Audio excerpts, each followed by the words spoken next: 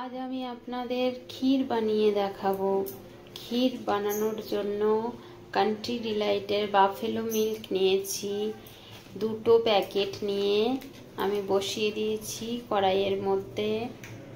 ভালো করে ফুটিয়ে নাড়তে নাড়তে ঘন করে নেব দুধটাকে। দুধটা ফুটে আসলে সব সময় এরকম ভাবে নাড়াতে থাকতে হবে, নাড়িয়ে নাড়িয়ে ঘন করে নিতে হবে।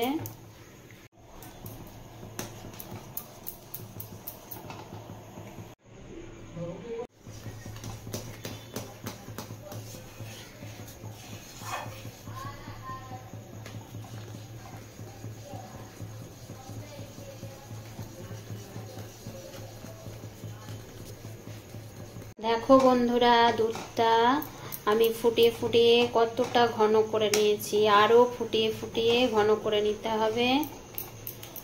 এটা কিন্তু খুব ধৈর্যের কাজ, অনেকটা টাইম লাগে, কিন্তু খেতে অপূর্ব হয়।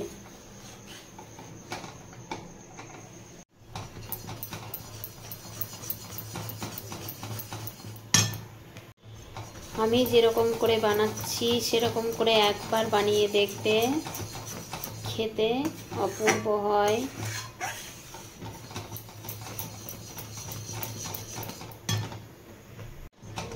এটা রুটি, লুচি, পরোটা সবের সঙ্গে খাওয়া যায়, এমনকি পিঠের পুর হিসেবেও ব্যবহার করা যায়। সব রকম করেই খাওয়া যায়।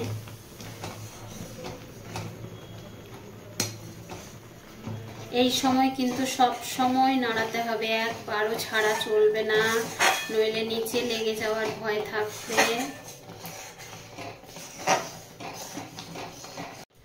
দেখো বন্ধুরা, কতটা ঘন হয়ে এসছে।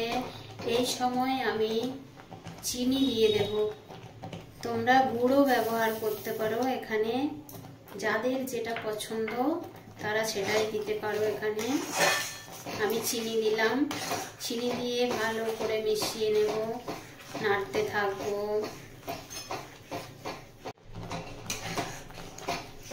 আমার ক্ষীরটা রেডি হয়ে গেছে। দোকানেতে সব সময় কিনে খাও বন্ধুরা, এরকম একবার বানিয়ে দেখবে। আমি এরকম ঘনত্ব রাখবো, ঠান্ডা হলে আরেকটু জমে যাবে। আমরা রুটি দিয়ে খাওয়ার জন্য এরকম রাখবো ঘনত্ব। যারা পিঠে বানাবে তারা একটু নাড়িয়ে নাড়িয়ে ঘন করে শক্ত করে নিতে হবে, তাহলেই পিঠের মধ্যে পুর দেওয়ার জন্য হয়ে যাবে। এবার আমি গ্যাসটা বন্ধ করে দেব। বন্ধ করার পরেও একটুক্ষণ নাড়িয়ে নিতে হবে, নইলে নিচে লেগে যাওয়ার ভয় থাকবে। একটুক্ষণ নাড়িয়ে নিলেই হয়ে যাবে।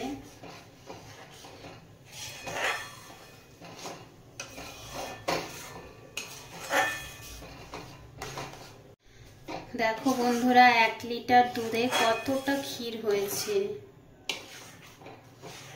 আমি নামিয়ে নিয়েছি, ক্ষীর রেডি হয়ে গেছে। প্লিজ আমার ভিডিওগুলো যদি আপনাদের ভালো লেগে থাকে তাহলে লাইক, শেয়ার, সাবস্ক্রাইব, কমেন্ট করবেন। আমার ভিডিওটি এতক্ষণ ধরে দেখার জন্য অসংখ্য অসংখ্য ধন্যবাদ। অনেক অনেক ভালোবাসা সকল বন্ধুদের।